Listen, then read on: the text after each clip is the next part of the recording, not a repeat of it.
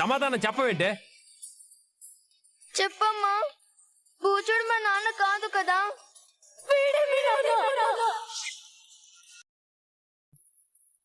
వేడేనమ్మా మీ నాన్న.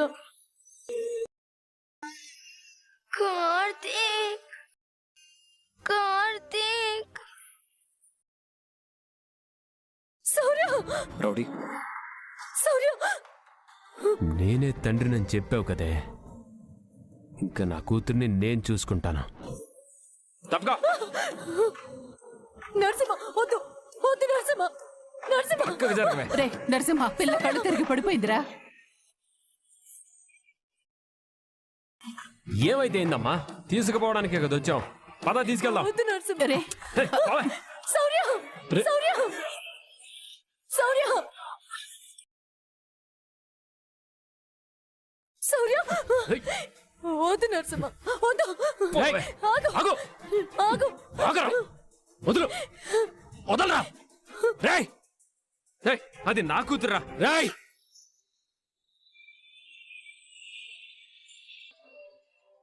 నువ్వు మనిషివా పశువా? పాప ఏ పరిస్థితిలో ఉందో నీకు అర్థం కావట్లేదా? అది ఎలా ఉంటే నీకెందుకురా? ఎవడు అడ్డొచ్చినా నా కూతురు నేను తీసుకెళ్తా. రేయ్, నర్సి, ఆ రోజు హాస్పిటల్లో కూడా పాపని ఇలాగే ఎత్తుకుపోవాలనుకున్నావు కాబట్టి నిన్ను ఆపడానికి వేరే దారి లేక సౌర్య నా కూతురు అని అబద్ధం చెప్పాను రా. కానీ నువ్వు మారలేదురా. పశువు కంటే హీనంగా దిగజారిపోయి ప్రవర్తించావు. నీ నుంచి పసిదాన్ని కాపాడటానికి దీప ఎన్ని నిందలు భరించిందో, నేను ఎన్ని అవమానాలు భరించానో నాకు తెలుసురా. రౌడీకి ఏమైనా అవ్వాలి, అప్పుడు చెప్తా నీ సంగతి. కార్తీక్ బాబు ఆగండి. కార్తీక్, అరే మనోడా. నా చిన్నప్పుడు మన ఊరి చివర మర్రి చెట్టు కింద ఒక సాధు ఉండేవాడు. దారిని పోయే జనాన్ని చూస్తూ అంతా మనదే అనుకుంటాం, అదంతా మన భ్రమ అనేవాడు. ఆ మాట ఇప్పుడు వీడు నిజం చేశాడమ్మా. దీపేమో నా పెళ్ళం, శౌర్య నా కూతురు. కానీ ఈ సీన్ చూసినాడు ఎవడైనా అలా అనుకుంటాడా చెప్పమ్మా? దవడపళ్ళు రాలిపోతే తెంగర వెదవా. ఏం చేయడానికి వచ్చా? ఏం చేసి చచ్చావు? పద ఇంటికి. నేను తెంగరదవను కాబట్టే నా పెళ్ళం ఆడనక పోతుంది.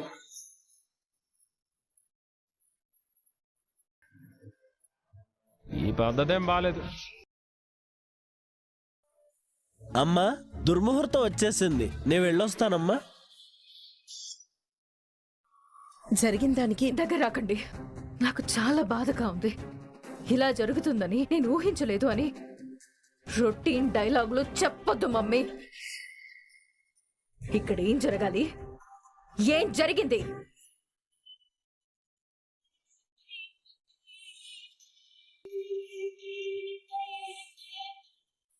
మీ అందరికీ అర్థమవుతోందా?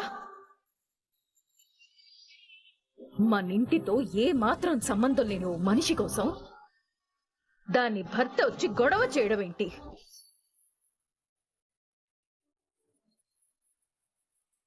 దాని కూతురు కళ్ళు తిరిగి పడిపోతే బావ వెళ్ళిపోవడం ఏంటి? చంటిదానికి ఏమైనా అవుతుందేమోనని కంగారుగా వెళ్ళిపోయాడు. వదులుకొని వెళ్ళిపోవడానికి బావ డైనింగ్ టేబుల్ దగ్గర భోజనం ప్లేట్ ముందు లేడు. కాసేపట్లో రింగు తొడగడానికి నా పక్కనే ఉన్నాడు.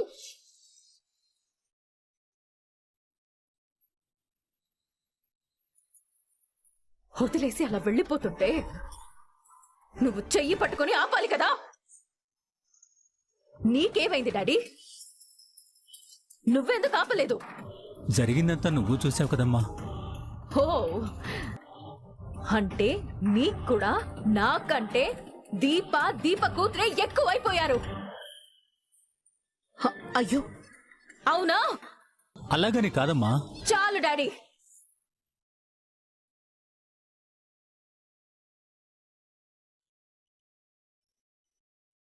ఇంకా నేను ఎవరి ఏమి అడగాల్సిన అవసరం లేదు.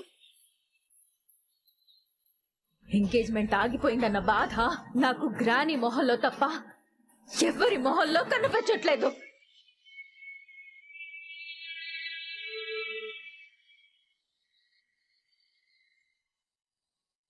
మీరంతా నా మీద కంటే దీప మీదే ఎక్కువ సానుభూతితో ఉన్నారని నాకు అర్థమవుతోంది.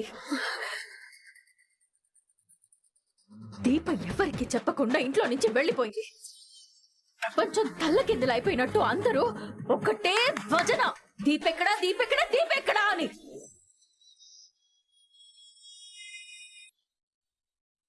ఒక పక్కన బాబు వెతుకుతాడు, మరోవైపు నువ్వు ఎదురు చూస్తా. మరోవైపు తాత వస్తే బాగుండు అంటాడు. మొత్తానికి ఎవరు చెప్తే వచ్చిందో తెలీదు గాని దీప అయితే వచ్చి పడింది. దీప రాగానే మీ అందరి మొహాల్లో నేను దీపావళి వెలుగులు చూశాను.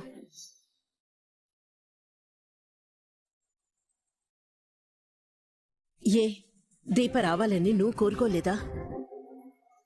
ఎక్కడైనా దీప కనపడితే నాకు ఫోన్ చేయి మమ్మీ, నేను దీపతో మాట్లాడతానని నువ్వు నాతో చెప్పలేదా? చెప్పాను మమ్మీ, దీప వస్తే బాగుండు అన్నాను కాని బావకున్నంత ఆరాటం నాకు లేదు కదా. నరసింహ వస్తే చాలు దీపకేమైపోతుందో శౌర్యకేమైపోతుందో తెగ ఆరాటపడ్డాడు.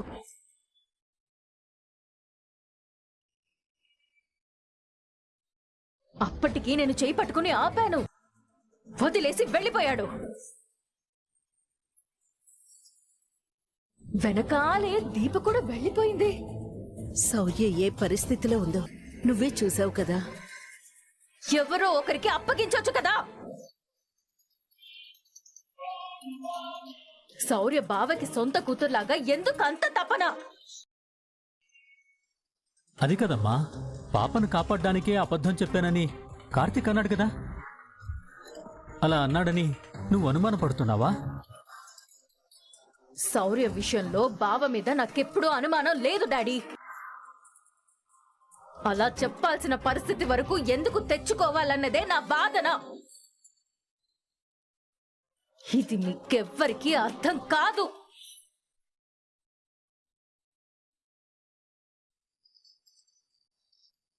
ఇక్కడ ఇంత మంది ఉండగా దీప మీద బావకే ఎందుకు అంత జాలి?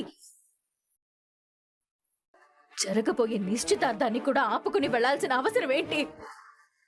దీన్ని మీరెవరూ ఆపకపోవడం ఏంటి? మిమ్మల్ని చూస్తుంటే నాకు భయంగా ఉంది. నేను అసలు మీ సొంత కూతుర్నేనా? జ్యోత్స్నా, మీరిప్పుడు అరిచినా ఆగిపోయిన నిశ్చితార్థం జరగదు డాడీ. బావ వెళ్ళిపోయినంత మాత్రాన నిశ్చితార్థం జరగకుండా ఆగిపోదు. జస్ట్ పోస్ట్ పోన్ అయిందంతే. దగ్గరలోనే మరో మంచి ముహూర్తం పెట్టించండి. ఈసారి ఎవరు ఆపుతారో నేను చూస్తాను.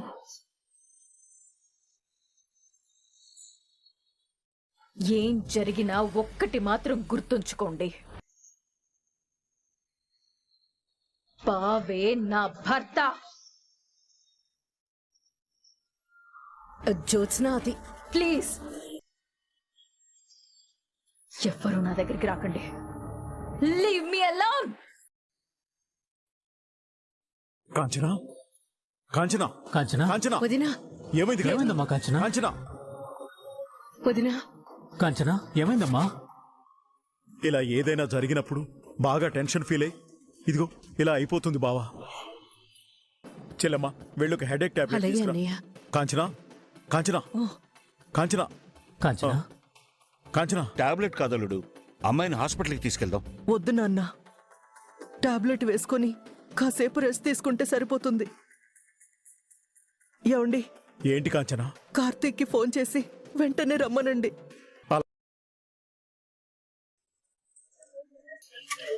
కాల్ లిఫ్ట్ చేయట్లేదేంటి? మనుషులే కాదు, మన కాల్స్ కూడా వీడికి అవసరం లేదు. వాడు లిఫ్ట్ చేయడు కాంచనా. శౌర్యం తీసుకుని హాస్పిటల్కి వెళ్ళాడు కదా, అక్కడ ఏం బిజీగా ఉన్నాడు. వదినా, ఇప్పుడు ఎలా ఉంది? కాస్త బాగానే ఉంది. నువ్వు రెస్ట్ తీసుకో. ఎంత అన్యాయం చేసావు మనవడా. కోలుకోలేని దెబ్బ కొట్టావు. నిశ్చితార్థం ఎవరి కారణంగా ఆగుతుందని భయపడ్డానో వాళ్ళ కారణంగానే ఆగింది.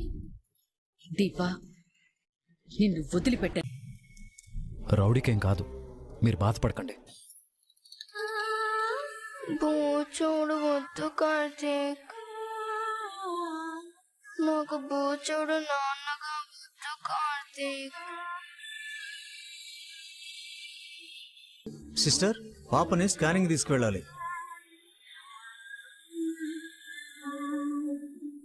నేను చెప్పిన టెస్ట్లన్నీ చేయాలి. డాక్టర్, నా కూతురికి ఏమైంది డాక్టర్? మీరేం కంగారు పడకండి, ముందు టెస్టులు చేయాలి. Doctor, anything serious? ఇలా ఇంతకు ముందు ఎప్పుడైనా పాప కింద పడిపోయిందా? పడిపోయింది డాక్టర్. పాపకి ఇంతకు ముందు ట్రీట్మెంట్ చేయించిన మెడికల్ రిపోర్ట్స్ ఉన్నాయా? ఉన్నాయి. ముందు వాటిని త్వరగా తీసుకురండి. ఎందుకు డాక్టర్? నా కూతురికి ఏమైంది? ట్రీట్మెంట్ కంప్లీట్ అయ్యే వరకు వెయిట్ చేయండి. ముందు రిపోర్ట్స్ అయితే తెప్పించండి. నర్స్, పాపను స్కానింగ్ తీసుకెళ్ళండి. శౌర్య, శౌర్య, బూచోడు నాన్నగా వద్దమ్మా.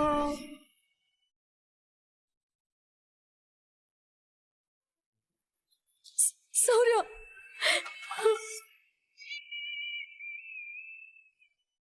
భయంతో కళ్ళు తిరిగి పడిపోయిన దానికి ఎన్ని టెస్టులు చేస్తున్నారేంటి కార్తీక్ బాబు?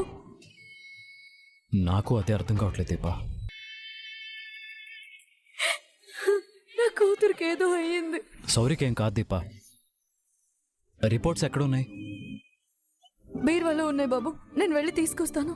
దీపా, మీరు ఇక్కడే ఉండండి, నేను వెళ్ళి తీసుకొస్తాను. మీరేం భయపడకండి, సౌరికేం కాదు.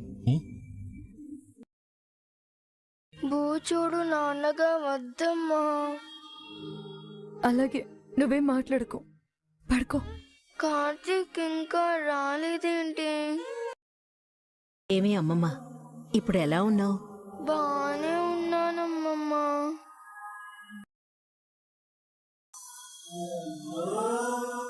కార్తీక్,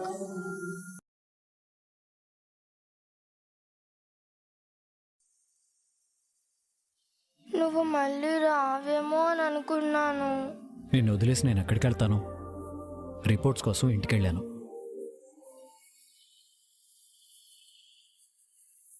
డాక్టర్ గారు ఏమన్నారు? ఏం చెప్పడం లేదమ్మా, టెస్ట్లు మాత్రం చేస్తూనే ఉన్నారు. ఏమన్నా అంటే ఏమీ లేదంటున్నారు. ఏం లేని దీనికి ఇన్ని టెస్ట్లు ఎందుకో నాకు అర్థం కావడం లేదు. రౌడీకి ఏదో జరిగింది, డాక్టర్లు దీప దగ్గర ఏదో దాస్తున్నారు. ఒకసారి మనం వెళ్ళి అడుగుదామా అమ్మా? ఏదైనా ఉంటే వాళ్ళు చెప్తారు కదా దీపా. ఏం చెప్పలేదంటే నార్మల్గా ఉన్నట్టే. అయినంతకు ముందే కదా టెస్ట్లు అవి చేశారు, రిపోర్ట్స్ రావడానికి కొంచెం టైం పడుతుంది. అవును దీపా, కార్తీక్ చెప్పింది నిజమే. నిజంగా ఏదైనా ప్రాబ్లం ఉండుంటే డాక్టర్ ఈ పాటికి చెప్పేవారు. మన శౌర్యకి ఏం కాదు. శౌర్య, ఏంటమ్మమ్మా? నువ్వు ఆడుకుంటేనో అల్లరి చేస్తేనో బాగుంటుంది కానీ ఇలా నీరసంగా హాస్పిటల్లో ఉంటే నాకు నచ్చలేదే. తొందరగా ఇంటికొచ్చేయి, నీకోసం బోల్డ్ అన్ని పప్పలు ఉండి పెడతాను. నాకేమి వద్దమ్మమ్మా, నేను ఇంటికి రాను.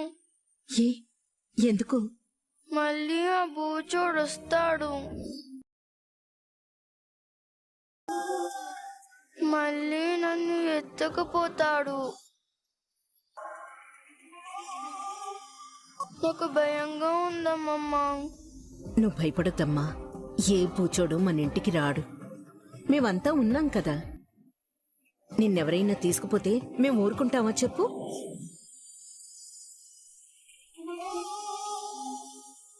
డాక్టర్, ఇప్పుడు పాపకి ఎలా ఉంది? బానే ఉందండి, ఇంకా బ్లడ్ టెస్ట్ చేయాలి. ఆల్రెడీ టెస్ట్లు చేశారని చెప్పారు. మేడం, మీరేం కంగారు పడకండి. పాపకి రెస్ట్ అవసరం, తనతో ఎక్కువ మాట్లాడకండి. జీవితంలో ఏది జరిగినా తాత్కాలికమే. సమయం నీకు అనుకూలంగా ఉందనుకో, దానిని వెంటనే ఎంజాయ్ చేయి. లేకపోతే అది ఎప్పుడైనా నీ చేతి నుంచి జారిపోవచ్చు. నీ సమయం బాగా లేదనుకో, బాధపడకు, అది శాశ్వతం కాదు.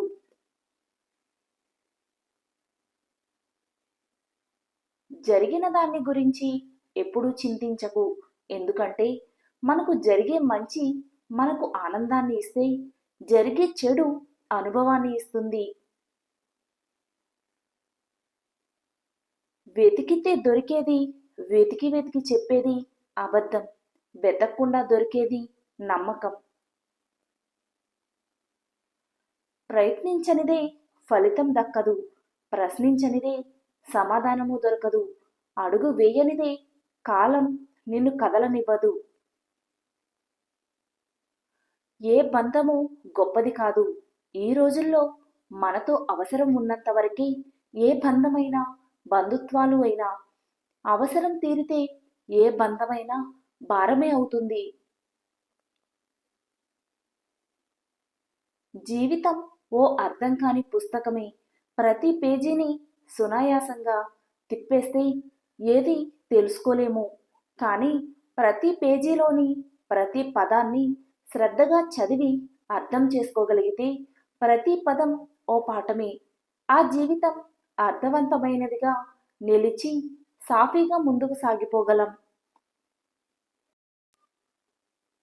మిమ్మల్ని మెప్పించేలా మాట్లాడితే మంచివారు, తాము నమ్మింది మాట్లాడితే చెడ్డవారు అని నమ్మితే మీ చుట్టూ నిజాలు ఉండవు, నటనలు మాత్రమే ఉంటాయి.